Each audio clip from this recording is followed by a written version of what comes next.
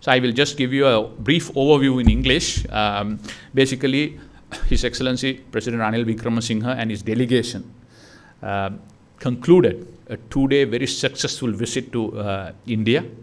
During his visit, he met the External Affairs Minister, the National Security Advisor, and finally, His Excellency Narendra Modi, Prime Minister, together with his delegation.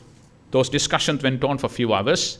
Toward the end of the discussion, we also went and paid a visit to a courtesy call to the President of India. So overall, discussions were held in very cordial atmosphere, discussed matters in a frank, pragmatic, and a futuristic manner. The whole discussion centered around economic cooperation between the two countries. The idea is both countries and all of us believe that there is a huge opportunity for the whole region to grow into economic power.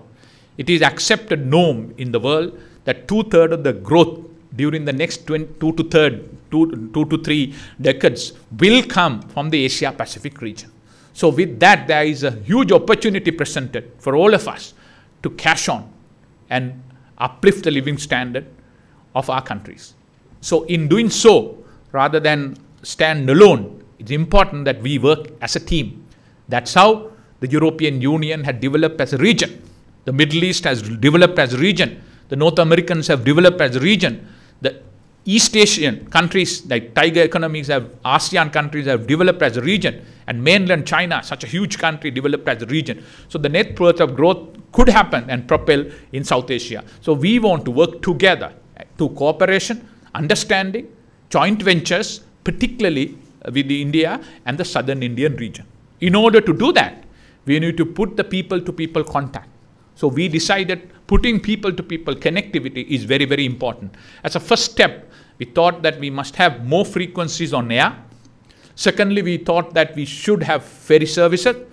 Thirdly, on the long run, we also thought we must at least have a feasible study done in order to looking at the long-term connectivity through either road or through the ferry services where, other than some other countries have done, on port and off port, where you come on a vehicle, get into a barge or with your vehicle and go there, and most of the countries are doing it. So that depends on the feasibility on the long run. For that, I think we should start that. We should start negotiations on that, studies on that, and probably we must consult everybody in this country and to the parliament whether we should go ahead with it. And what are the economic benefits for both countries. So many countries have done that. So we are looking at that. So connectivity is very important part of this discussion. Secondly, how to get the maximum support for our economic development in the country. We also thank His Excellency the President, thank the Indian government and the Prime Minister for the support during the crucial stage of Sri Lankan economy last year, during which they supported us with about 4 billion worth of credit lines. And also their support was crucial at the IMF. And going forward, it's also important for us to get the debt restructured. So we continue to work with them in order to get that done so that we can move on with a new economy and take the bankrupt tag out of our economy. So we discussed that. And thereafter, there are many areas of interest.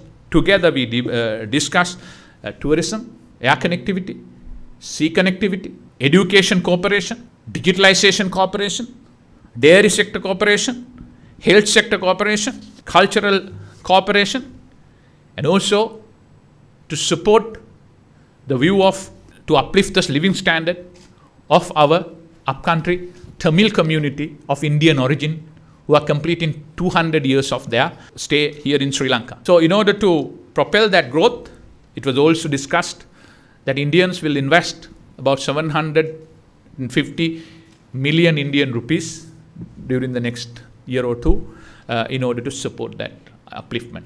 And we also wanted the feasibility of establishing some Indian universities in Sri Lanka. So it will provide opportunities for the Sri Lankan students to study and also to make Sri Lanka a regional hub for education. Then of course, we also discussed the sensitive issue of fisheries issues. Particularly, Minister Douglas Devananda also was part of the delegation. We discussed the matter about the bottom trawling of the Indian fishermen. We explained the gravity of that and the danger it caused to the fishing life. And then we wanted to avoid that at any cost. We need to discuss that further. His president also took up the request that allowing innocent passage to the Sri Lankan fishermen to pass the Indian territory and go into the Arabian and the Mid Sea for long-term fishing. So those discussions were taken in. It was agreed that our joint working groups must meet each other and identify this. And digital connectivity was one of the most important things. India have made great strides on that, make use of their technical know-how, knowledge and investment in propelling the Sri Lanka growth in digitalization was another area of discussion which we continue to discuss with them. Thirdly, we also know we need technical assistance in improving our agriculture sector, dairy and animal husbandry. We discussed that. We also decided to continue to discuss this further.